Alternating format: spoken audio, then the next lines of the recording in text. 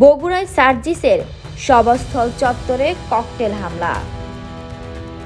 জাতীয় নাগরিক পার্টির উত্তরাঞ্চলের মুখ্য সংগঠক সার্জিস আলমের সভাস্থল চত্বরে ককটেল বিস্ফোরণের ঘটনা ঘটেছে। এর আগে সার্জিস আলম বগুড়ায় এনসিপির অস্থায়ী কার্যালয় উদ্বোধন করেন। তবে এই ঘটনায় কেউ হতাহত হয়নি বলে জানিয়েছেন এনসিপির নেতৃবৃন্দ ও জেলা পুলিশ। সোমবার বিকেল আনুমানিক 3:30 নাগাদ বগুড়া শহরের জেলা পরিষদ অডিটোরিয়াম চত্বরে এই ঘটনা ঘটে।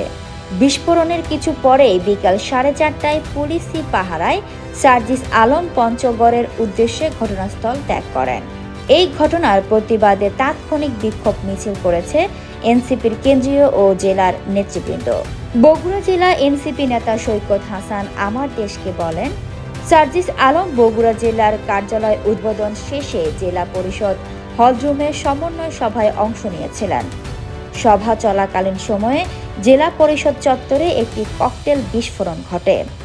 অপর একটি ককটেল অবিস্ফোরিত অবস্থায় পুলিশ উদ্ধার করেছে। এতে করে এলাকায় আতঙ্ক ছড়িয়ে পড়েছে। তবে ঘটনার পরপরই পুলিশ ঘটনাস্থল নিরাপত্তার চাদরে ঘিরে ফেলে। জেলা পরিষদ থেকে যাওয়ার পূর্বে সার্জিস আলম গণমাধ্যম কর্মীদের আক্ষেপ করে বলেন, পুলিশের ভূমিকা আরও দায়িত্বশীল হওয়ার দরকার ছিল।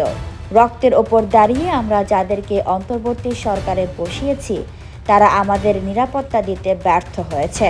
তিনি বলেন, বর্তমান সরকার নমনীয়ভাবে দেশ চালাচ্ছে, এতে জুলাই স্পিড থেকে অনেক দূরে। তিনি বলেন, বিমানবন্দর সহ বেশ কয়েকটি ঘটনা ঘটেছে, তদন্ত করে দ্রুত ব্যবস্থা নিতে হবে। এ ব্যাপারে বগুড়া সদর থানার অফিসার ইনচার্জ হাসান বাসির আমার দেশকে বলেন, পুলিশের একাধিক টিম ঘটনাস্থলে কাজ করছে। এই ঘটনার সাথে যারাই জড়িত থাকুক তাদেরকে অতি দ্রুত শনাক্ত করে আইনগত ব্যবস্থা গ্রহণ করা হবে। Fatema Tuz Zohra, people voice television, Dhaka.